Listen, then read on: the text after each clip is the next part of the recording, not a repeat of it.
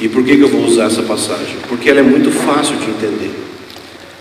Acho que um princípio que a gente precisa buscar sempre quando vai estudar é sempre começar com o mais fácil e depois ir para o mais complicado, e sempre do mais literal para depois ir para o mais simbólico.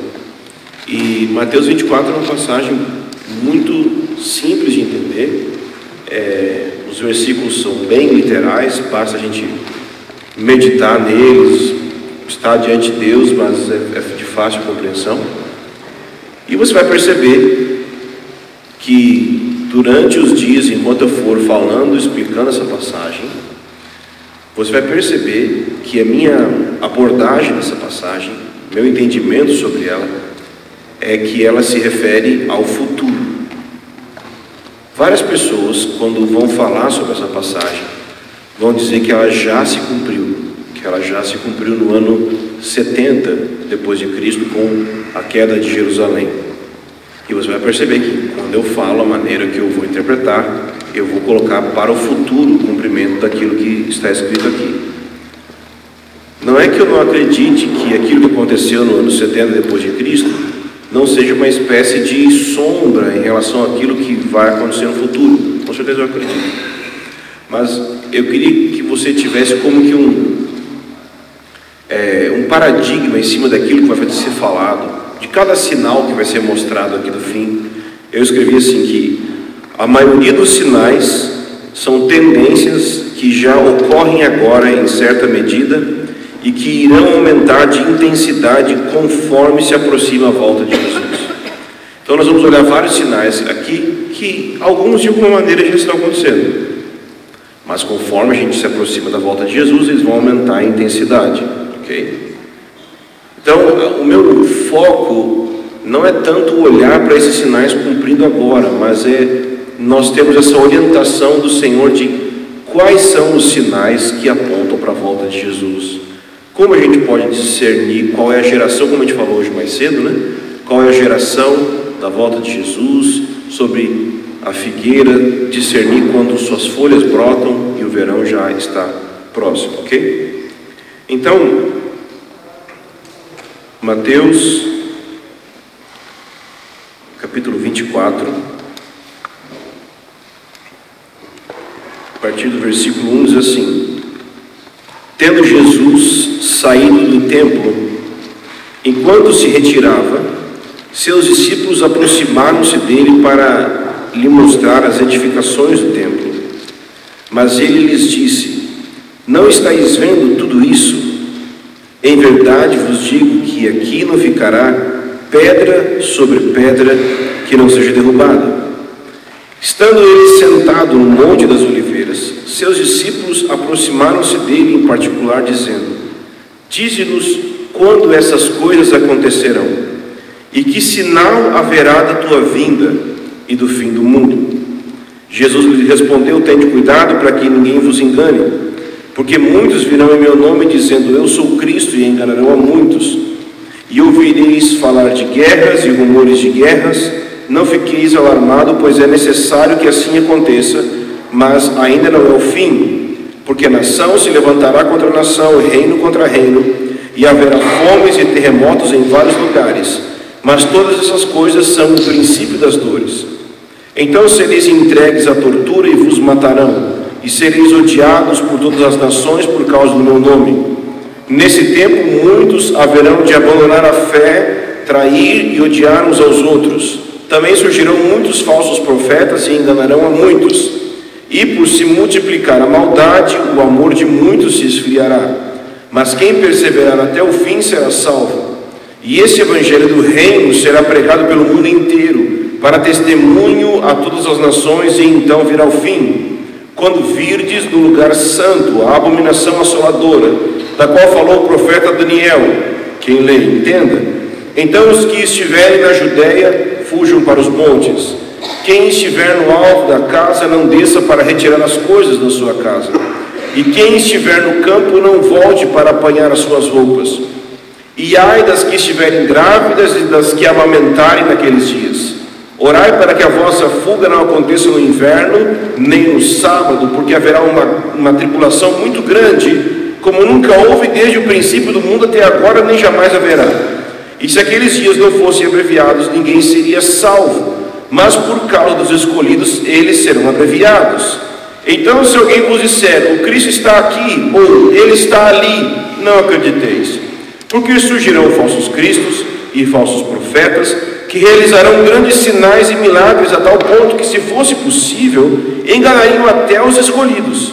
Eu vos tenho dito essas coisas antes que aconteçam. Portanto, se vos disserem, ele está no deserto, não saiais, ou ele está dentro de casa, não acrediteis, porque assim como o relâmpago sai do oriente e se mostra até o ocidente, assim será a vinda do Filho do Homem, pois onde estiver o cadáver, ali os abutres se ajuntarão. Logo depois da tribulação daqueles dias, o sol escurecerá, e a lua não dará sua luz, as estrelas cairão do céu, e os poderes do céu serão abalados. Então aparecerá no céu o sinal do Filho do Homem, e todas as tribos da terra se lamentarão, e verão o Filho do Homem vindo com poder e grande glória sobre as nuvens do céu. E ele enviará seus anjos com alto som de trombeta, os quais reunirão os seus escolhidos desde os quatro ventos, de uma a outra extremidade do céu. Aprendei, pois, a parábola da figueira. Quando os ramos se renovam e as folhas brotam, sabei que o verão está próximo. Da mesma forma, quando virdes todas estas coisas, sabei que ele está próximo, às portas. Em verdade vos digo que essa geração não passará sem que todas essas coisas aconteçam. Amém? Tem muito mais para ler, mas é só para você ver a extensão. Tem muitas passagens aqui, vários versículos que talvez você já usou em meditações, ou às vezes você cita alguma coisa que você sabe de cor, e está aqui nessa passagem. A bem da verdade, Mateus 24, ele é um sermão de Jesus que ele vai de 24 até o fim do 25, é um único sermão, ok? É uma única pregação, assim como o Sermão do Monte, é Mateus 5, 6 e 7, é um único sermão de Jesus. Aqui o discurso do Monte das Oliveiras é também o capítulo 25 e o capítulo 24 e o capítulo 25 juntos. Eles formam uma unidade. Então eu vou tentar de alguma forma até o fim chegar no 25 também, mas vamos ver conforme o que o Espírito Santo for concedendo. Se você olhar os primeiros versículos, os 3 primeiros versículos, eles dão mais ou menos o contexto, né? Ele está falando que Jesus estava saindo do templo, e enquanto se retirava, seus discípulos se aproximaram dele para mostrar as edificações do templo, as construções, o edifício do templo. Mas ele lhes disse: não estás vendo tudo isso? Em verdade vos digo que aqui não ficará pedra sobre pedra que não seja derrubada. E no versículo 3, os discípulos vão perguntar para Jesus sobre o fim dos tempos. Qual a relação disso, de Jesus mostrar que não ia ficar pedra sobre pedra no templo, e os discípulos perguntarem quando vai ser o fim dos tempos? Por que Jesus está falando algo e ele chega com essa pergunta? A gente não necessariamente percebe uma relação entre essas duas coisas. Vamos pensar? Para você entender. O que está acontecendo aqui não começou aqui. Começou no capítulo 21. Desde o capítulo 21 aqui de Mateus, algumas coisas estão acontecendo. E essa pergunta dos discípulos é uma conclusão em cima do que passou a acontecer desde o capítulo 21. E o que aconteceu no capítulo 21? Jesus, ele entra em Jerusalém e ele é recebido como que um rei pelo povo de Israel. Vamos dar uma olhadinha ali. Se alguém puder me trazer água, ia me ajudar muito.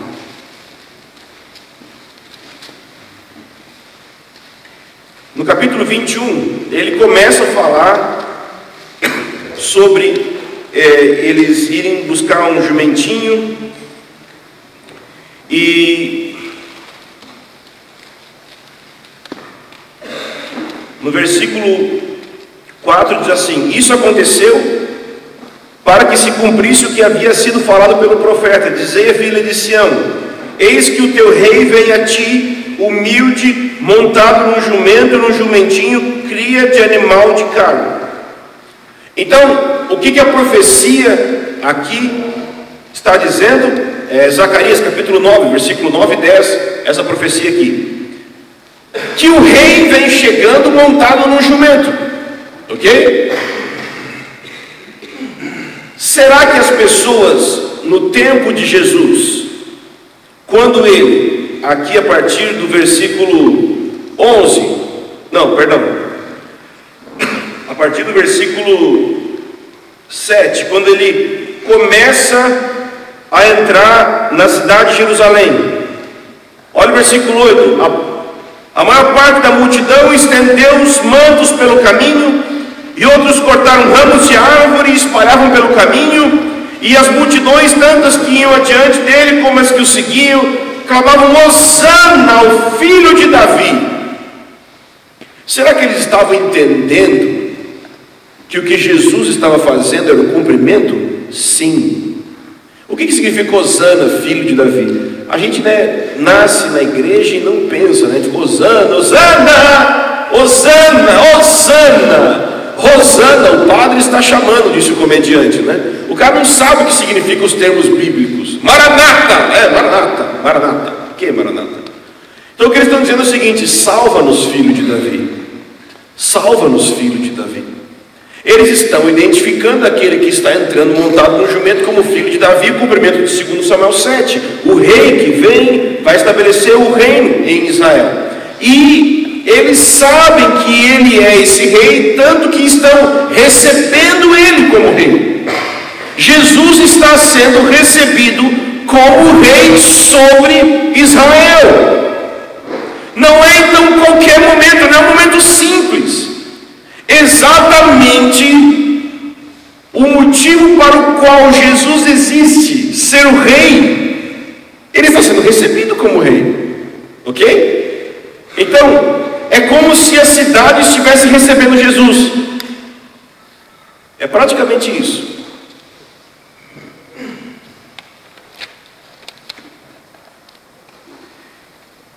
E olha só o que diz no versículo 9: e as multidões, tanto que iam adiante dele como as que o seguiam, clamavam: Hosana ao filho de Davi, bendito o que vem em nome do Senhor. Hosana nas alturas. Baruch haba b'shem Adonai, bendito que vem em nome do Senhor. Então eles estão dando as boas-vindas a Jesus como rei. E o que Jesus faz? Vamos olhar mais Zacarias 9 para você entender o que está acontecendo na mente do pessoal. Zacarias 9, a partir do versículo 9, Zacarias 9, 9.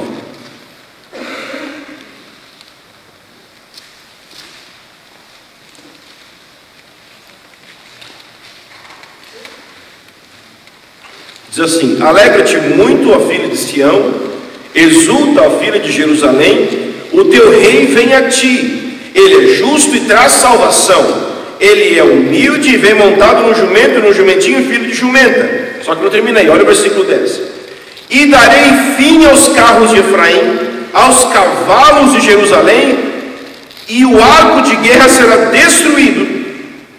Ele anunciará paz às nações, e o seu domínio se estenderá de mar a mar, desde o rio até a extremidade da terra.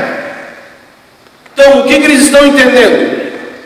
Que se o rei está entrando humilde, cumprindo o versículo 9, ele vai cumprir o versículo 10 também, que é o que? Destruir os arcos de guerra, que na prática seria mandar embora Roma de sobre Jerusalém, mandar Roma embora, vencer os soldados romanos e estabelecer o reino, a monarquia de Davi.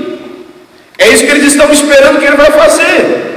Só que Jesus entra na cidade montado no jumento, e ao invés de ele ir na direção dos romanos, ele entra no templo. Tipo, Jesus, parece que você errou o caminho. Você não ia para lá matar os romanos? Não. Que o juízo começa na casa. Então, antes dele lidar com a questão do reino, ele começa a lidar com a questão do sacerdócio. Ele vai mexer antes de ele lidar com a questão de monarquia e reino, ele vai mexer com a questão do sacerdócio. Por quê? Porque ele entra no templo. E quando ele entra no templo, o que ele faz? Lembra? Ele vira tudo. Com que autoridade ele está fazendo isso? Bom, é exatamente isso que vão perguntar para ele depois, aqui no capítulo 22. Que autoridade está fazendo isso? Porque ele está entrando como rei, ok? E como rei ele está ordenando, como que organizando o sacerdócio. É isso que ele vai fazer quando ele voltar. Ele vai ordenar o sacerdócio do seu povo. Mas de alguma forma ele está adiantando esse processo naquele momento. E é nessa hora que ele fala: minha casa será chamada casa de oração, porque o templo estava andando numa direção que era a direção contrária à qual deveria de existir. E a partir daí, Jesus deixa os principais sacerdotes e os fariseus e os saduceus loucos. Agora aqui esses dois capítulos, o 22 e o 23, é onde Jesus tem o maior embate com os líderes religiosos da sua época. E como é que termina o capítulo 23? Vamos olhar ali.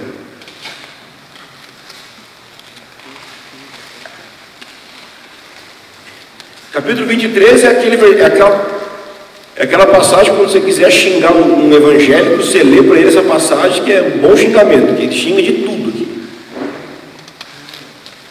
Hipócrita, sepulcro caiado, de tudo. Mas olha como é que termina o capítulo 23. Pois, desde agora vos digo, que de modo algum me vereis, até que venhais a dizer: bendito o que vem em nome do Senhor. Eles tinham acabado de dizer isso um dia antes, no templo, ok? Quando ele entrou no templo, foi um dia, ele foi para casa, quer dizer, foi para Betânia, depois ele voltou, e aí aconteceu isso aqui. O que ele está dizendo? O que está acontecendo aqui é o seguinte: ele foi reconhecido como rei quando ele entrou.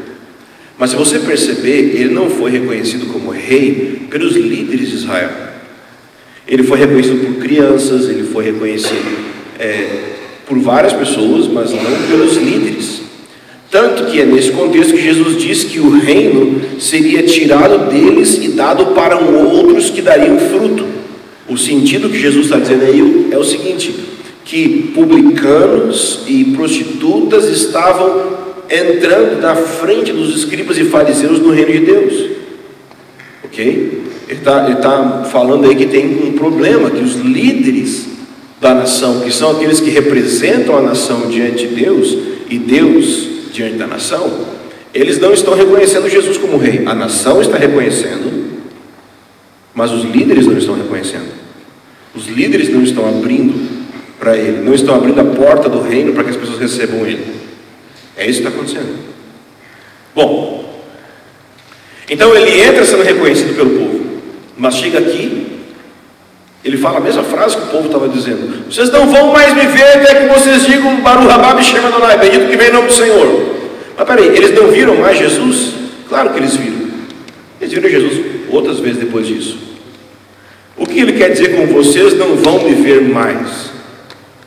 Vocês não vão me ver mais como rei, como eles tinham acabado de ver no capítulo 21. Vocês não vão me ver mais desta forma, sendo como rei, vindo para governar. Vocês não vão me ver mais assim, até que vocês reconheçam: bendito o que vem em nome do Senhor. Enquanto vocês não reconhecerem isso, vocês não vão me receber como rei. Ok até aí? Só que o que os discípulos pensam agora num discípulo? O discípulo está vendo Jesus sendo reconhecido pelo povo.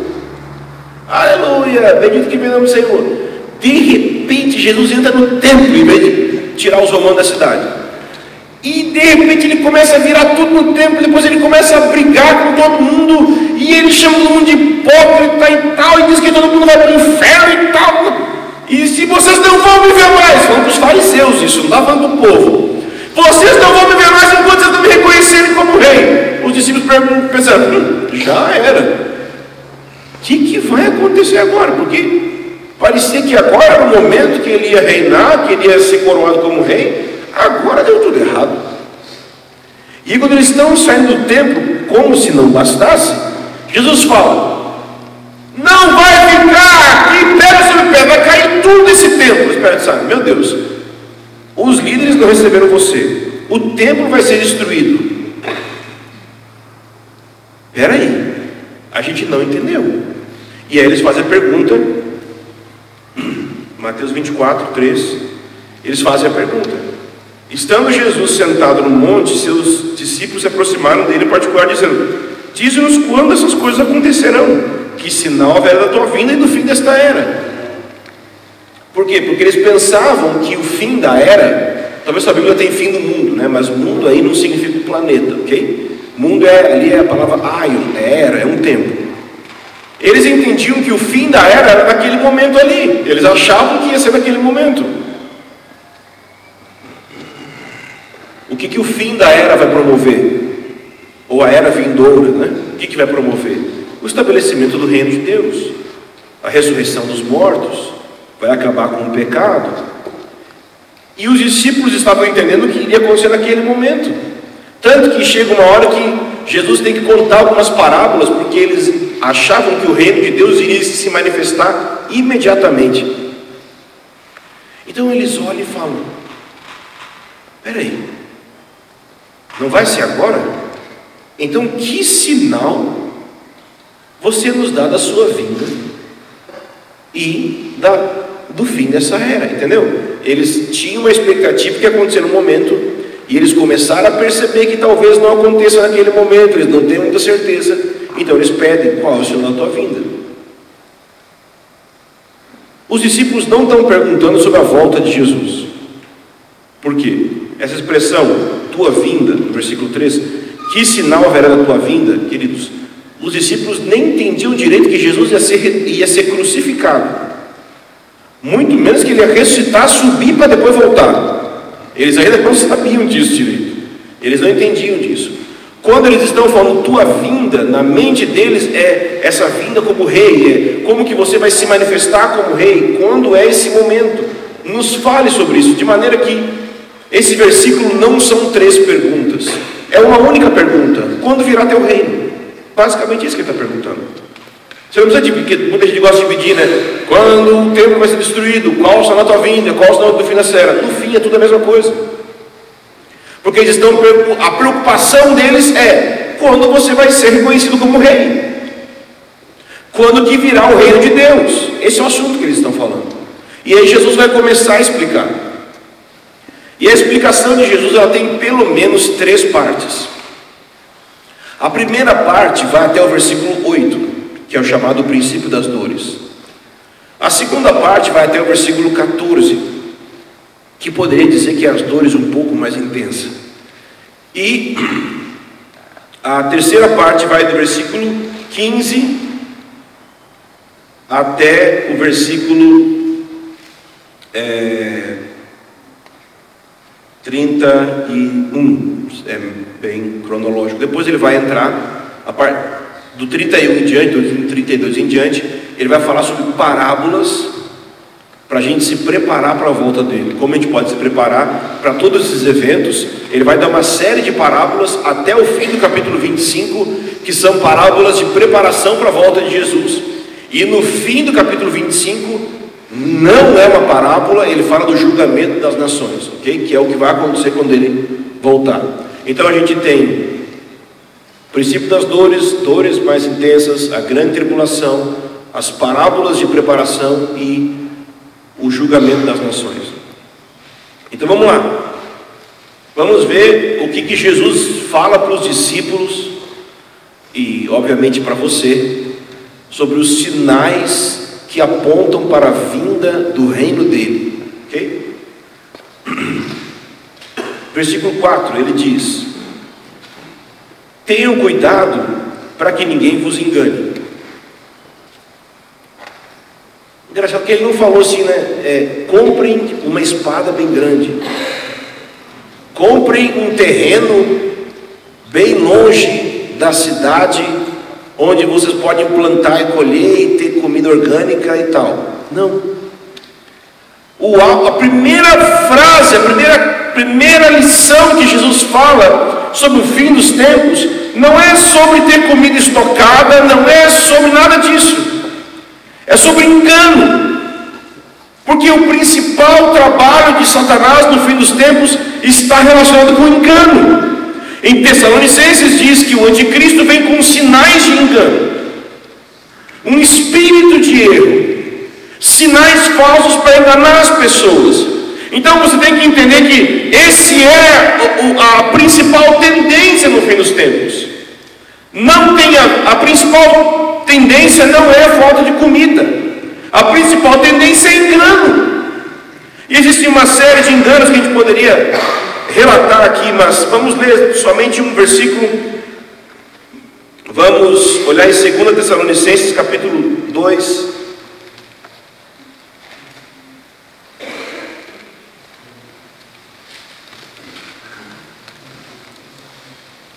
Versículo 9.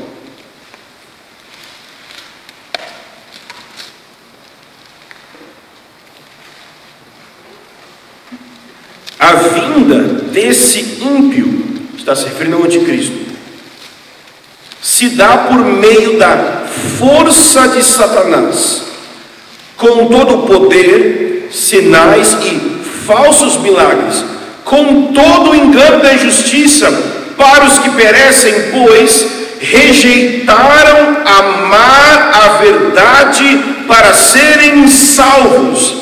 É por isso que Deus lhes envia a atuação do erro, para que creiam na mentira, para que sejam julgados todos que não creram na verdade, mas tiveram prazer na injustiça.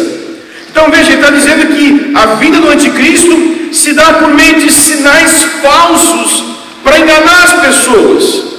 Mas quem é que vai ser enganado? Ele deixa muito claro aqui quem é que vai ser enganado. Olha só, versículo 12, versículo 10. Com todo engano da injustiça para os que perecem, pois rejeitaram amar a verdade para serem salvos. A chave no fim dos tempos não é eu ter uma pistola carregada debaixo da cama, é eu amar a verdade. O centro do que nós precisamos para nos preparar para a volta de Jesus é amar a verdade, é não negociar a verdade. E verdade é verdade, não é simplesmente a verdade da Bíblia. Verdade é verdade, é sim, sim, não, não. É amar o que está escrito e não negociar com aquilo que está escrito. É não brincar com ortodoxia. Não, ortodoxia, querido, se você brincar com doutrina central da Bíblia, se você achar que a Bíblia não tem um corpo de doutrinas centrais e essenciais, básicas e fundamentais para todos, cuidado, você vai começar a fazer aliança com espíritos de engano. Quer dizer que se eu entendo das doutrinas fundamentais eu não vou ter espírito de engano? Não, mas quer dizer que se nem isso eu tenho, certamente vou ter espírito de engano. Existem fundamentos inabaláveis da fé cristã, existem marcos que não podem ser tirados, não podem ser movidos, tem que se manter firmes. Sim, sim, não, não. Jesus disse que aquele que acrescentasse alguma coisa ou retirasse alguma coisa da doutrina fundamental do que está na Bíblia, essa pessoa iria sofrer dano eterno. Dano eterno. Sã doutrina está na Bíblia. Foi um apóstolo que escreveu sã doutrina. Não foi um tiozinho chato que manda todo mundo usar terno e as irmãs saia. Só que a gente pensa que um padrão absoluto de verdade não é possível, porque a gente tem um tipo de epistemologia, a gente tem um tipo de processo para conhecer a verdade, que a gente acha que é impossível eu saber o que é certo e o que é errado. Não, querido, a Bíblia é muito clara nos seus fundamentos. Existem diferenças, por exemplo, quando a gente vai pensar sobre a volta de Jesus, quando a gente vai pensar sobre uma série de questões que não são centrais. Isso é fato. Existe muita diferença no corpo de Cristo, existe uma variedade, mas existem fundamentos. E nós não podemos negociar os fundamentos. Eu não estou falando sobre, entende? Você entrar em concordar com todos os detalhes da doutrina. Não, jamais. Mas no básico, na inspiração das Escrituras, na divindade do Filho de Deus, eu não estou aberto para negociar. Porque é conforme a gente vai abrindo para negociar, é conforme a gente para de pregar aquelas partes difíceis da Bíblia, é que a gente vai criando uma mentalidade que abraça o engano. Porque o engano, a palavra engano em grego, ela também pode ser trocada pela palavra sedução. O engano não é apenas uma mentira, mas o engano é algo que te seduz. Não é apenas que você é diretamente enganado, mas existe algo que trabalha no seu coração, que você não quer ser indelicado com as pessoas, falando que elas estão erradas e você certo. Porque se você falar, você está errado e eu certo, você é o dono da verdade. E se você é o dono da verdade, isso é igual a arrogância. Só que arrogante é quem diz que não conhece a verdade, porque assim arrogantemente ele pode viver a mentira e ninguém pode usar um padrão para julgar ele. Esse sim é arrogante. A Bíblia tem um padrão. A Bíblia explica como o ser humano deve viver, como a família deve ser, como eu devo me comportar no meu casamento, como eu devo me comportar nas minhas finanças. A Bíblia ensina um estilo de vida.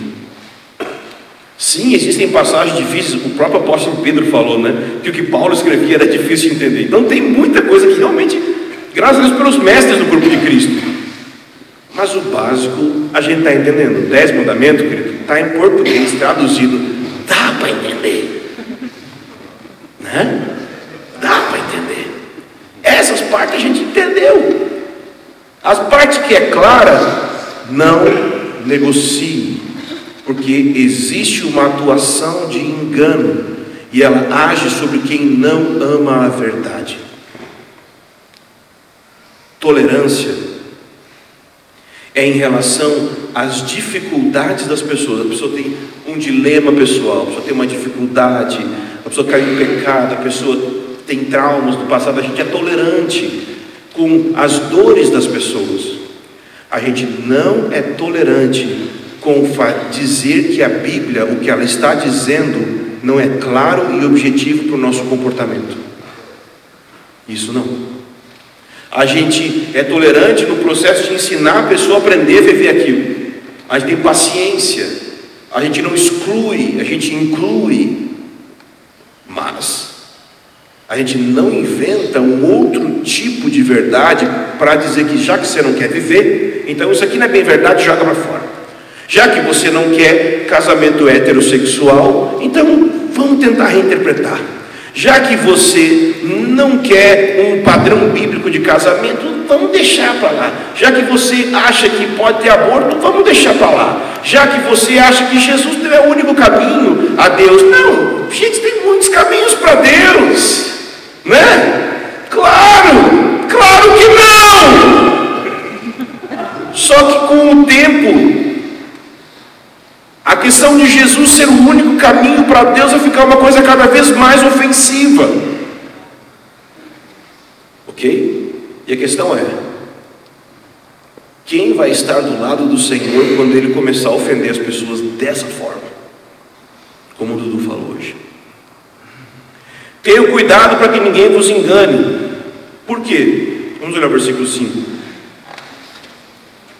Mateus 24, 5. Porque virão muitos em meu nome, dizendo eu sou Cristo, e enganarão a muitos. Durante alguns anos eu li essa passagem. Sabe o que eu pensava? Eu só pensava no Henrique Cristo. É sério. O que acontece? A gente acaba ridicularizando a Bíblia às vezes. A gente olha algumas coisas que Jesus fala, pelo menos era isso que intuitivamente estava fazendo. Eu estava ridicularizando o que Jesus disse. Você acha que eu vou ser enganado pelo Henrique Cristo Jesus? Você acha que você é enganado por um cara falando, eu sou Jesus? Você já veio há 2000 anos atrás, mas então, ele não disse que as pessoas iriam dizer que eram Jesus. Disse que elas iriam dizer que era Cristo. E tem uma grande diferença aqui. Significa que elas acreditam que foram ungidas para serem libertadores. E isso, todos os anos de eleição, tem alguém que acha que foi ungido para ser o libertador do Brasil.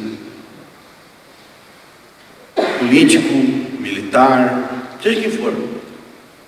Tem pessoas que acreditam que foram separadas para dar um jeito nesse mundo. E conforme os anos forem passando e mais próximos à volta de Jesus nós estivermos chegando, mais pessoas nós vamos ver que vão ter essa consciência, elas vão acreditar que foram separadas por Deus para trazer a solução para o mundo. Então não é só que elas estão enganando, elas estão enganadas, porque elas acreditam que estão indo em nome de Deus, elas acreditam que foram separadas por Deus, então elas vão ser enganadas e vão enganar muitos. Você vê que ele está dizendo que vai enganar muitos? É fato. O engano vai multiplicar. Não é uma coisa que, entende? Eu olhava para o Henrique Cristo e pensava, quem vai acreditar no Henrique Cristo? Né?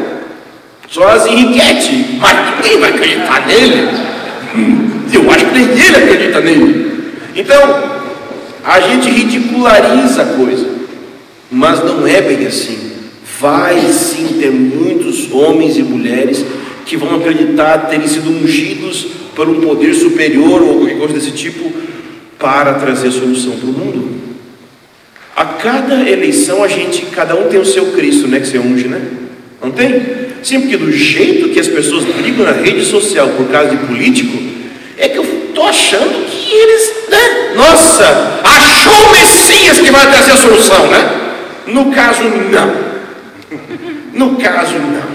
Nenhum deles, tá? Nenhum deles vai trazer solução nenhuma, tá? Nem da direita, nem da esquerda, nem o centro para você. O pessoal fala, esse cara é mais de centro. O centro é para você que está do lado de cá ou do lado. Então, ninguém tem solução, porque Deus já votou no rei dele, tá? Ele já decidiu que o rei dele é Jesus, que vai estabelecer o governo dele sobre a terra. Então assim, nosso voto vai mais para ele. Não que a gente não se preocupe com política, mas nosso foco está nele. Versículo 6. Se acabar meu tempo, vocês me avisam que eu fiquei sem relógio, esqueci meu relógio. Versículo 6. E ouvireis falar de guerras e rumores de guerras. Não fiqueis alarmados, pois é necessário que assim aconteça, mas ainda não é o fim. Engraçado, né, que sempre quando eu falo de guerra, a primeira coisa que as pessoas fazem é falar, nossa, chegou, nós estamos no fim dos tempos, né? Não, mas o versículo está falando o oposto disso. Quando você ouvir falar de guerra, então, não é o fim. Nossa, deu uma guerra, nossa, Jesus está voltando. No caso, não. Ele está falando o contrário disso. O que ele diz é o seguinte, que vocês vão ouvir falar. Para mim, mídia, comunicação, jornalismo, como está acontecendo hoje, é um princípio de uma tendência um sinal em forma de tendência sobre o que vai acontecer no fim dos tempos. Porque nós temos essa capacidade de ouvir falar muito mais rápido sobre guerra, ou ameaças, ou rumores de guerra. Então ouvir falar aí tem muito a ver com algo que já está em curso nesse tempo. Notícias e mídia. Ouvireis falar de guerras e rumores de guerras. Só para você saber, em 1995 houveram 70 guerras. Em 1993 houveram 29 guerras.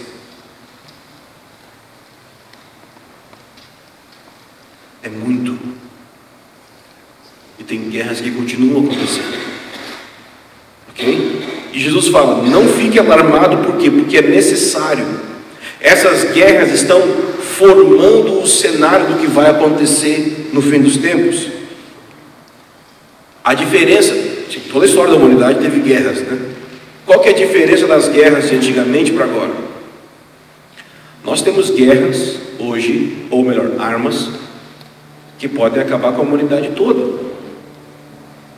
Então a gente tem não só a guerra, mas o rumor de guerra.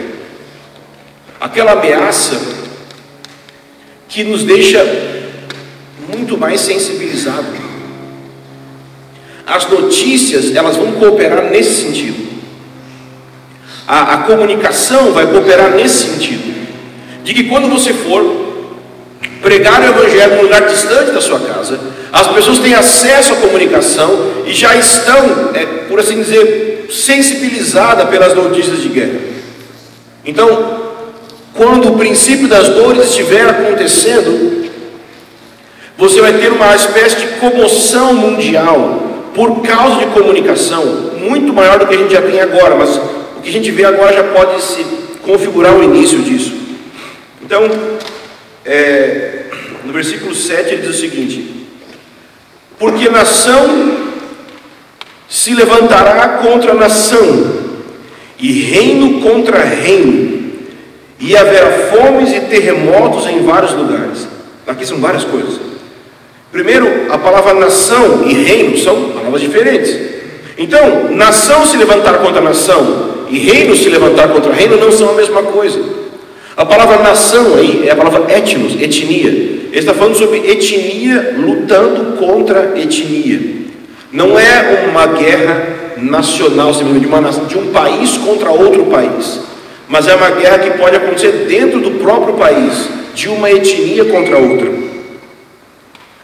Em 1994, 800 mil pessoas morreram em Ruanda por causa de um tipo de dilema de guerra como esse.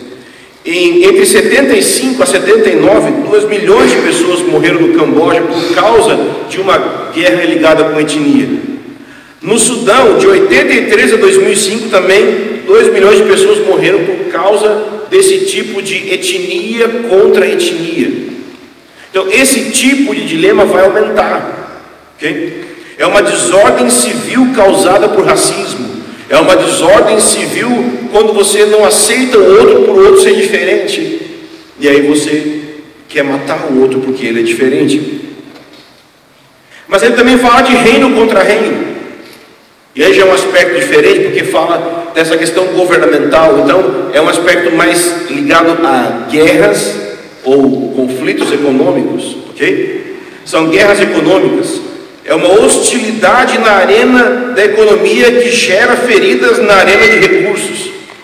Entende? Quando, por exemplo, uma nação não concorda com o que a Coreia do Norte faz e ela decide que não vai enviar suprimento, ou não vai comprar, ou não vai fazer negócios com aquela nação, e aquilo gera um dano na nação econômico, nos recursos, ok? Então esse tipo de dilema também vai aumentar muito, não apenas etnia contra etnia, mas economia contra economia, reino contra reino, cada vez mais, ok?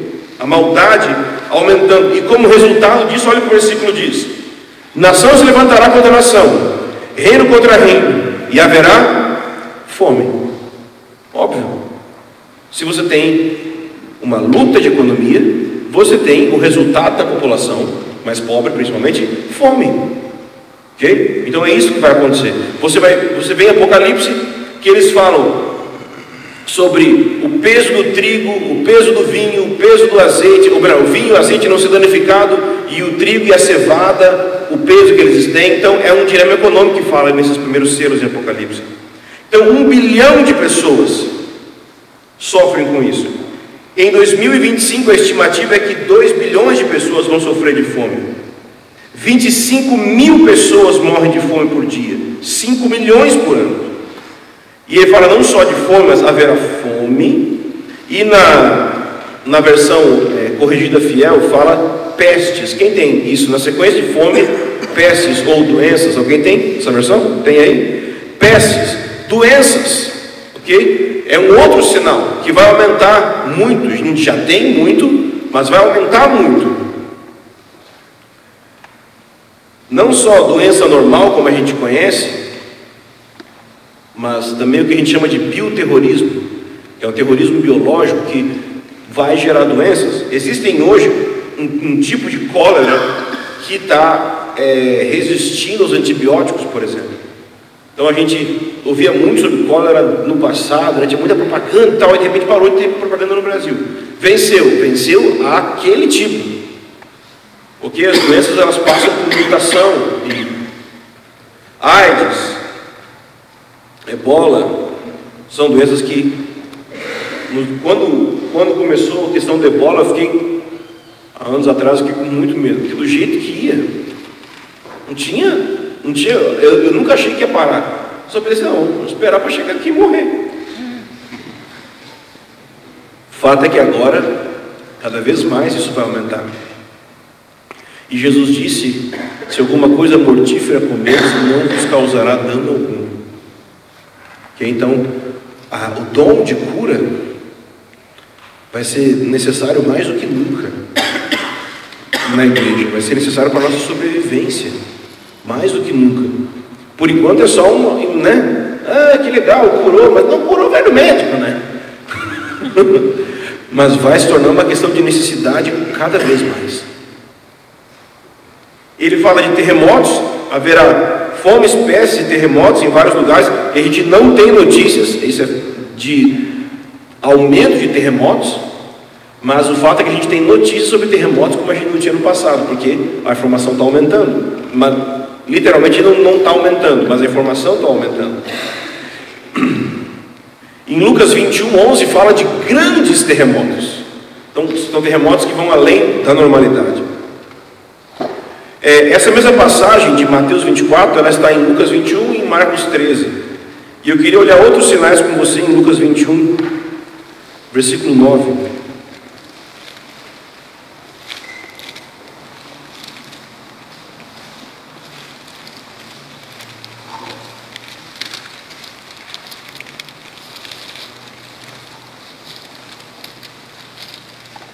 Ele diz assim, Lucas 21:9 diz assim: quando ouvirdes falar de guerras e tumultos, são comoções, coisas como guerra civil ou tumultos, comoções resultantes das pressões sociais gerando instabilidade, tumulto. Versículo 11: em vários lugares haverá grandes terremotos, pragas e fomes. Mas olha só o que diz aqui, que não diz lá em Mateus: haverá também coisas espantosas e grandes sinais no céu. Então, por que eu acho que não aconteceu essa passagem? Porque, por exemplo, essas coisas não aconteceram. Coisas espantosas e grandes sinais no céu. Tem gente que gosta de dizer, não, mas no ano tal aconteceu um sinal no céu. Eu fico meio assim, porque eu acredito que esses sinais vão ser claros para todas as pessoas entenderem. Então, o que seria uma coisa espantosa no céu? Não sei. Mas já pensou se um demônio se torna visível numa região celestial? Talvez para você demônio é só um negocinho assim, né? Não, aquele demônio é bem grande. Anjos são grandões.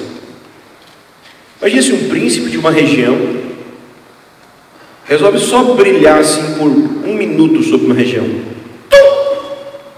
Que ele pode se fazer de anjo de luz. Já pensou? Um anjo de tipo 100 metros brilha no alto de uma cidade.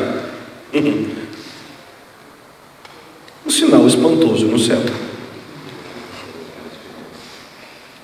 E por 1 minuto você saca o telefone, né? E aí o mundo inteiro, comoção e medo, tumulto por causa disso. Versículo 25 aqui de Mateus também diz assim: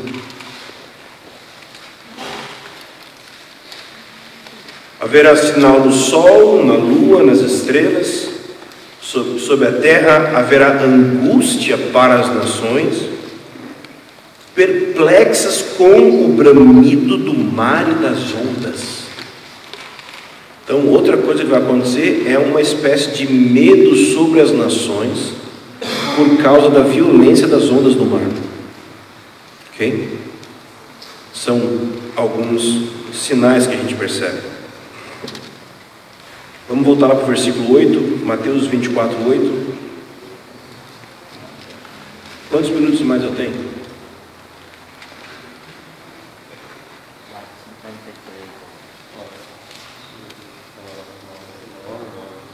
Não sei. Tá.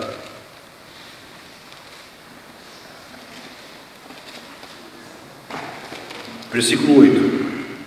Mateus 24, 8. Mas todas essas coisas são o princípio das dores. Nossa, Jesus! Só está começando? Ok? Então assim, aperta o cinto, querido, que isso aqui não está acontecendo ainda. Algumas coisas talvez estão em curso, mas não plenamente. Jesus está usando uma linguagem aqui que os discípulos entendiam ela muito bem. É uma linguagem do Antigo Testamento, ok? E nós vamos agora ao Antigo Testamento buscar entender esse conceito de princípio das dores, ok? Então, vamos lá, Isaías 26, a partir do versículo 16, vamos entender o princípio das dores. Sim, os irmãos vão entender, né? A maioria das irmãs aí já entende.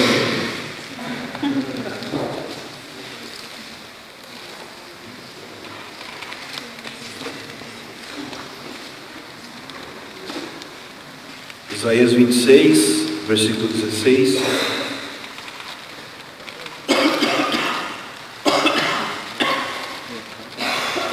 Senhor, na angústia te buscaram. Quando a tua correção os atingiu, derramaram-se em oração. Ó Senhor, eles estão orando agora. Diante de ti fomos como a mulher grávida, que tem dores de parto e dá gritos de dor quando está prestes a dar à luz. Engravidamos, tivemos dores de parto, mas demos à luz o vento, e não podemos livrar a terra, nem temos à luz moradores do mundo. Os teus moradores viverão, os seus corpos ressuscitarão. Despertai e exultai, vós que habitais no pó. O teu orvalho é orvalho de luz, e a terra dará à luz os seus mortos. Vem, povo meu, entra nos teus quartos e fecha tuas portas. Esconde-te só por um momento, até que passe a ira, pois o Senhor está saindo do seu lugar para castigar os moradores da terra por causa da sua maldade, e a terra revelará o sangue que nela está, e não encobrirá mais os seus mortos. Então o que está acontecendo aqui é o seguinte: no versículo 16 diz que eles começaram a orar, e do versículo 17 e 18 eles falam o seguinte: Senhor, nós tivemos como que dores de parto, dores intensas, mas quando a gente deu a luz, foi vento. Ou seja, nós sofremos, mas sofremos por nada, porque a gente engravidou e deu a luz vento. Esse é o dilema que eles estão enfrentando. Mas no versículo 19, Deus dá uma resposta para eles de esperança. Deus está dizendo para eles que essa dor de parto não foi vento. Para eles foi vento. Para eles não deu em nada. Para eles foi em vão. Mas o que o Senhor diz no versículo 19? Os teus mortos viverão. Como assim? Pensa comigo. Olha só o versículo 18. Engravidamos, tivemos dores de parto, mas demos luz ao vento. Por que eles concluíram isso, que eles deram luz ao vento? De acordo com a passagem. Olha a passagem. O que levou eles a concluir que eles deram luz ao vento?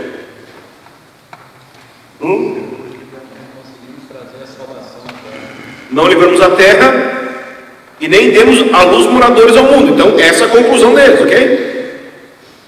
Ou seja, a terra de Israel não foi liberta do seu cativeiro e os moradores do mundo não foram salvos. Porque esse é o sentido do destino de Israel. Israel está sofrendo, mas para trazer redenção ao mundo.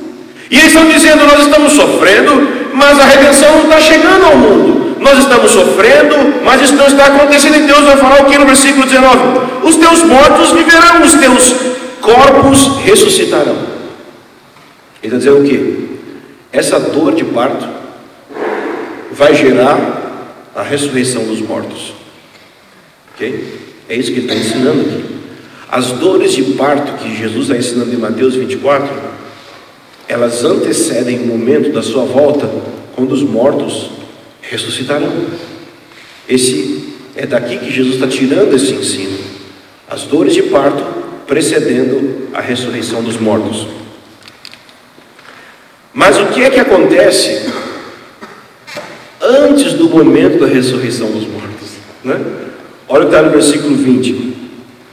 Vem, povo meu, entra nos teus quartos e fecha tuas portas, esconde-te só por um momento até que passe a ira, pois o Senhor está saindo do seu lugar para castigar os moradores da terra por causa da sua maldade. É a grande tribulação.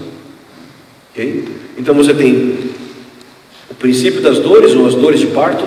Você tem também a ressurreição dos mortos. Você tem também grande tribulação. Não é uma sequência, não estou dizendo que isso aqui é uma sequência, ok? Só estou te mostrando que está aqui na passagem: dor de parto, ressurreição dos mortos e Deus visitando a terra com castigo em relação à sua ira. E também em Isaías 66,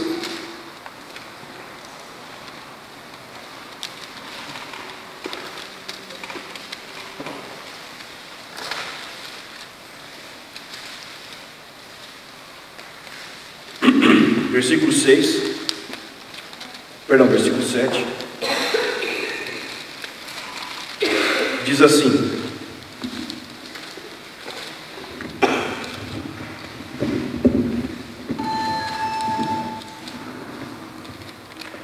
deu à luz antes que entrasse em trabalho de parto. Deu à luz um filho antes que viessem as dores.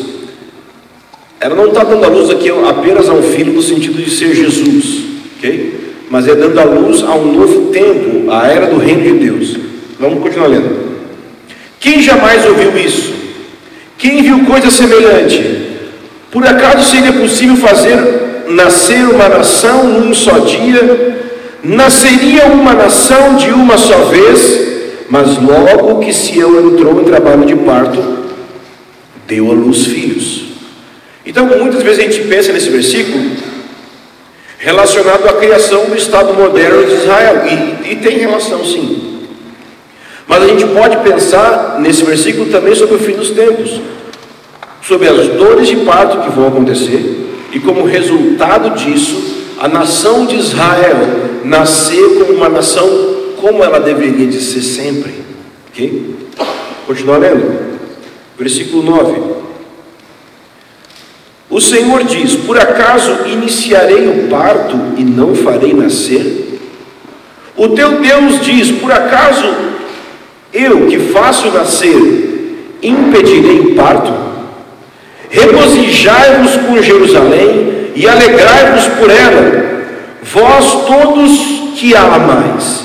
Enchei-vos de alegria por ela, todos os que por ela pranteastes, para que venhais a mamar e vos saciar dos seus peitos que consolam, para que sugueis e vos deleiteis com a grandeza da sua glória. Pois assim diz o Senhor: estenderei a paz sobre ela como um rio, e a glória das nações como um ribeiro que transborda. Então mamareis e sereis levado ao colo e afagos sobre os joelhos, como alguém a quem a mãe consola, assim eu vos consolarei. e sereis consolados em Jerusalém.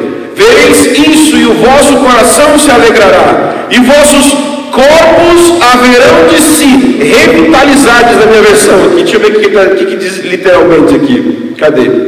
Alguém tem um diferente? Reverdecerão. O que você acha que significa os vossos ossos reverdecerão como a erva tenra? Ressurreição.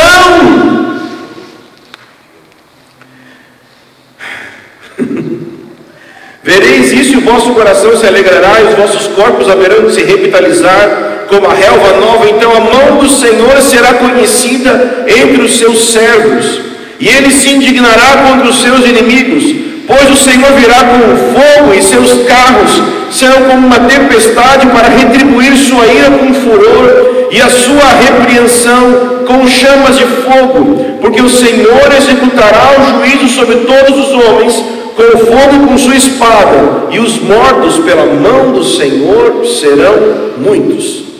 Então a gente tem esse momento aqui, que Jesus chama de princípio das dores, porque ele está dizendo o seguinte, que esses sinais que ele deu aqui para a gente, esses sinais são como que as primeiras contrações na história, sobre a humanidade, sobre a igreja, para dar à luz esse tempo de ressurreição. Então é necessário, ok? Ainda que vai existir dor, é isso que Jesus está querendo que a gente entenda, ainda que o futuro possa reservar momentos difíceis de dor, como um parto, o resultado, a ressurreição dos mortos e o reino de Deus, vai ser uma alegria tão grande que vai passar muito rápido, a gente nem vai lembrar mais disso. O que ele está querendo nos ensinar é: vai ser bom, por mais que pareça que não vai ser, porque o resultado vai ser maravilhoso. Eu considero que os sofrimentos do presente não podem se comparar com a glória que há de ser revelada em nós, ok? Então, como eu tenho mais alguns minutos, eu vou tocar adiante, para que na próxima aula a gente já vai estar mais para frente. Então, Mateus 24, versículo 9.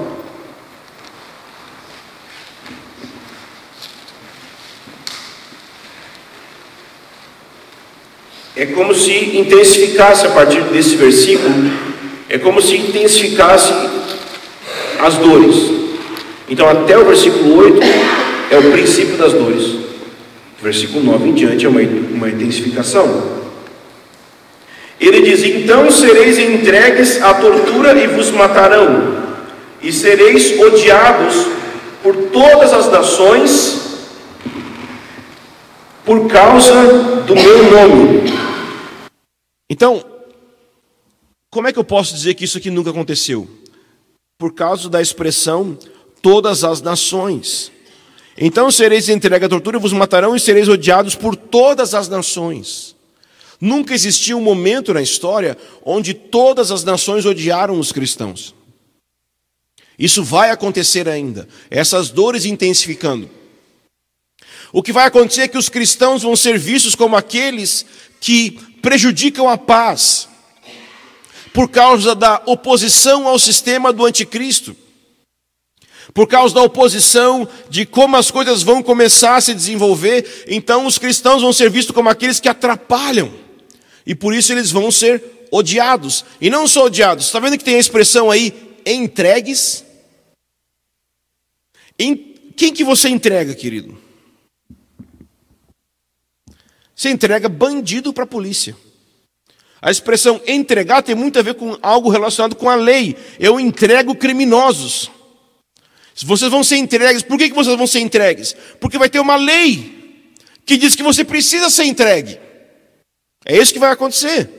Então, vai existir uma espécie de tensão, de ódio. Se você pensar sobre o que acontecia, por exemplo, no nazismo, era terrível. Por quê? Porque você tinha que entregar quem não andasse de acordo com o pensamento deles. Então não só você está num clima de tensão geral, como interno, dentro de casa, alguém pode te entregar de repente. Isso vai aumentar muito no fim dos tempos, porque não só ser cristão vai ser considerado crime, como já tem se tornado nos últimos tempos, como o Dudu leu aqui sobre a Rússia, não entregar também vai ser considerado ser participante de um crime. Então, a perseguição vai ser legislada, vai ser legalizada. Só para você entender, do início da era cristã até o século XIX, nós tivemos 25 milhões de mártires. Não é muito? Mas só no século XX nós tivemos 50 milhões. Então, o número de mártires está aumentando cada vez mais. As pessoas sendo perseguidas, sendo mortas, está aumentando cada vez mais. E vai aumentar muito, mas o que aconteceu no século XX é uma indicativa de que nós estamos nos aproximando desse tempo que Jesus está indicando aqui.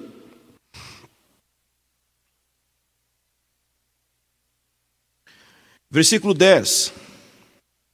Nesse tempo, muitos haverão de abandonar a fé.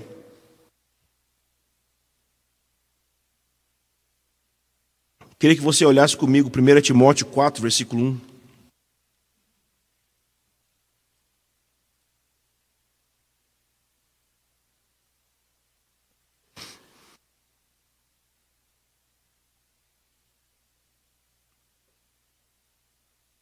Diz assim, 1 Timóteo 4:1.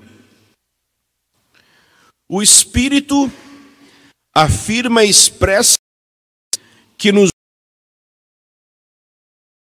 tempos alguns se desviarão da fé e darão ouvidos a espíritos enganosos.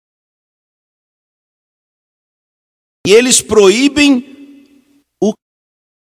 o casamento judaico-cristão. Ele não está falando da legalização de um casamento homossexual. Ele está falando da criminalização do casamento heterossexual.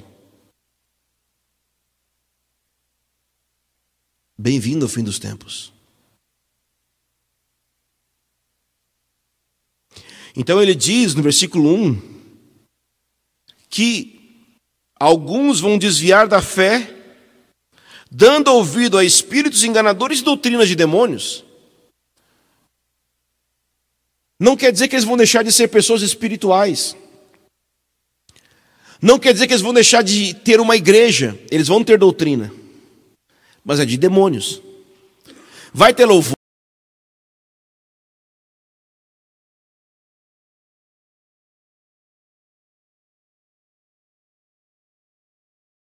Vai ter dízimo, vai ter tudo. Ok? Mas é de demônio.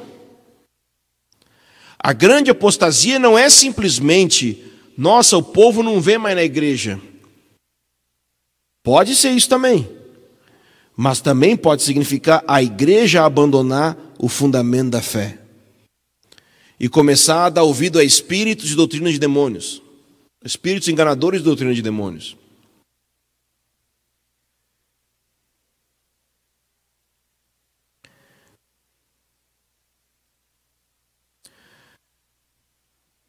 Mateus ainda 24, o mesmo versículo, só que a segunda parte ele diz que muitos vão odiar e trair uns aos outros. Nesse tempo muitos haverão de abandonar a fé, trair e odiar uns aos outros.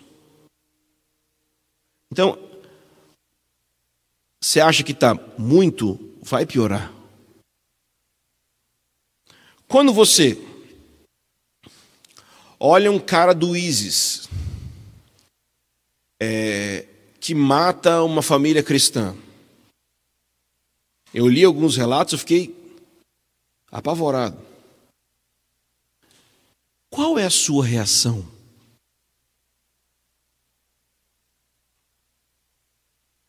Porque, sinceramente, a nossa reação diante dessas pessoas que vão nos perseguir vai definir muito onde a gente vai parar, qual o fim da nossa vida. Será que eu vou conseguir continuar amando aqueles que estão me perseguindo? Quando eu penso em ISIS, quando eu penso em pessoas perseguindo a igreja, eu tenho um senso de justiça. Eu quero que as pessoas sejam presas, eu quero que Deus faça justiça, que Deus acabe com essa situação.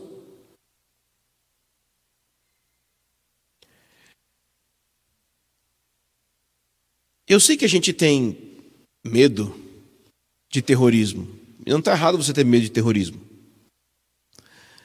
Mas o medo do terrorismo faz com que a gente tenha um comportamento em relação a árabes ou muçulmanos em geral, pessoas que não são árabes, mas são adeptos à religião do islamismo, que a gente começa a taxar todos eles de terroristas. Eu não estou aqui concordando com o Islã, nada disso. Mas a questão é que o ódio vai aumentar.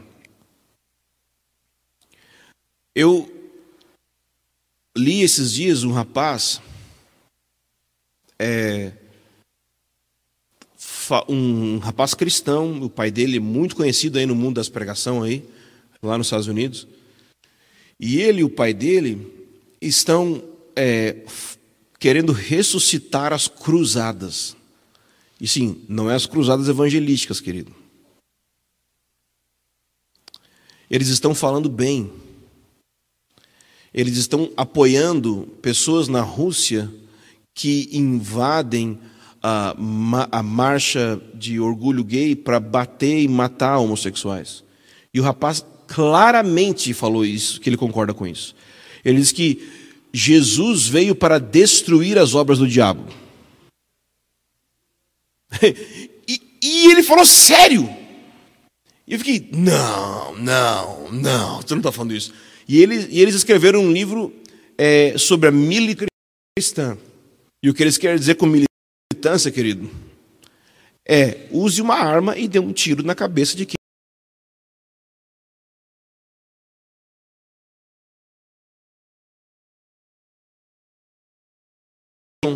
E o que a gente começa a pensar em filme, tipo, sei lá, Mad Max, Livro de Eli. Eu tenho que morar no campo, eu tenho que ter uma arma, é Walking Dead, sei lá o que eu penso. A história dos cristãos é a história daqueles que olhavam para aqueles que iriam matar e tinham tanto amor nos olhos que a pessoa convertia por causa disso.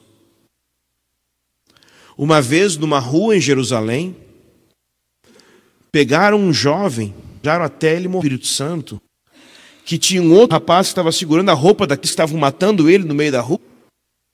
Chamava Saul, o nome do rapaz.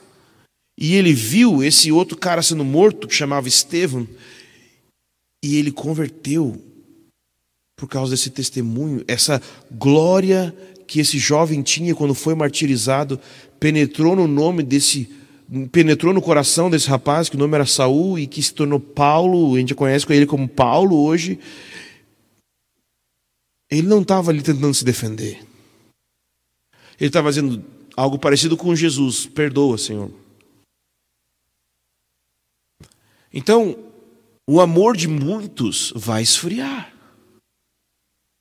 E é óbvio, com tanto problema acontecendo, cada um vai querer cuidar da sua própria vida.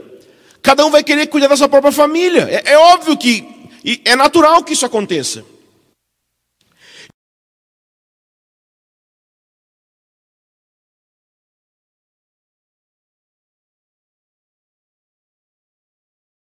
E o que Jesus fala aqui,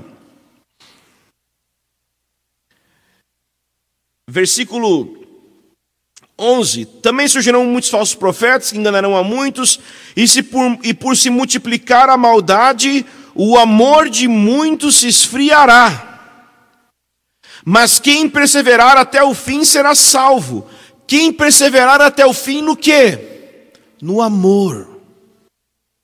O amor de muitos se esfriará. Quem perseverar até o fim, no quê? No amor.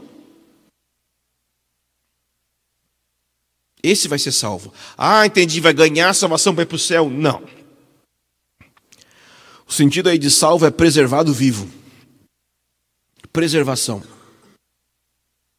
Ninguém vai ser salvo como resultado do que faz, nesse sentido de justificado pela fé. O sentido aqui é preservação física.